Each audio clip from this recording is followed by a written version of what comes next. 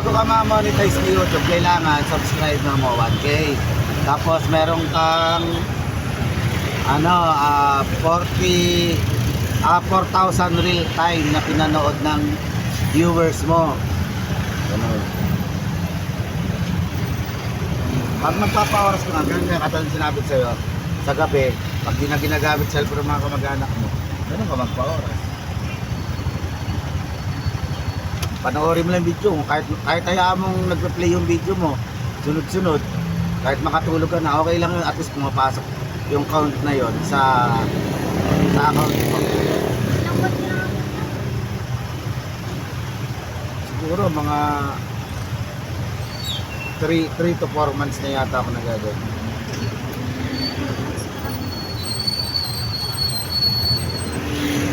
Yung ginagawa mo lang araw-araw. Tapos syempre, kayo mga kabataan, magagaling kayo sumunod sa uso, hindi katulad namin. Yung mga pagsayo-sayo ng mga yung mga nagba-viral ngayon, gagawin mga ganon. Ha? Ako busy din ako. Nag-ano pa ako na nagbibigo pa ako. Alam mo yung bigo? Pwede ka rin magbigo. Ay, ilang taong ka na ba? Pag 18 ka na, pwede ka rin kumita sa bigo.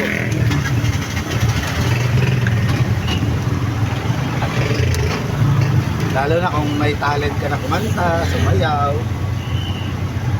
sasali ka ng agency.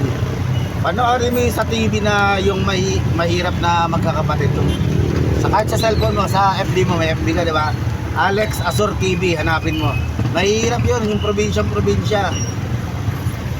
Kita mo, kumikita siya dahil sa YouTube, sa Facebook, YouTube, tsaka sa Bigo. Doon ako nainganyo nun. Sila nga nakaya, tayo pa kaya. Ano pa yun, liblib na lugar pa yun, mahirap talaga sila.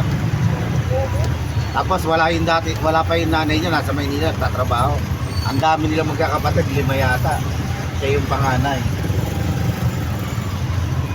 Yung tatay niya, farmer lang. Ano ngayon, nakatulong ang konti-unti atin eh. Yung bahay nilang bulok-bulok na kala mo, gigiba na, hanggang gumaganda na, konti-unti. Malay mo, kung pag na-encourage kita magganyan, pwede tayong mag-team. Kung pag-aralan mo yung mga pag-e-edit. Yung iba kasi, yung Team Bugok. Kilala mo yung Team Bugok? Sila Norvin, tsaka yung asawa niya. Yun, nagtiting sila. Marami silang kating.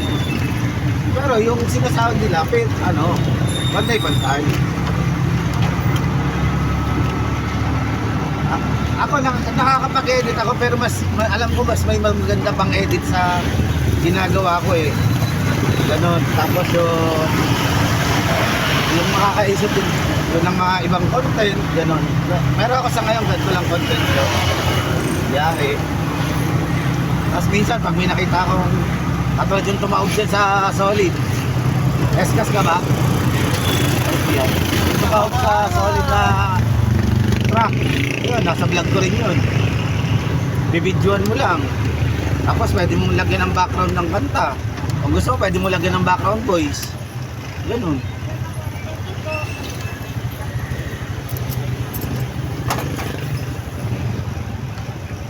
Balang araw makakatulong sa pag-aaral mo yun.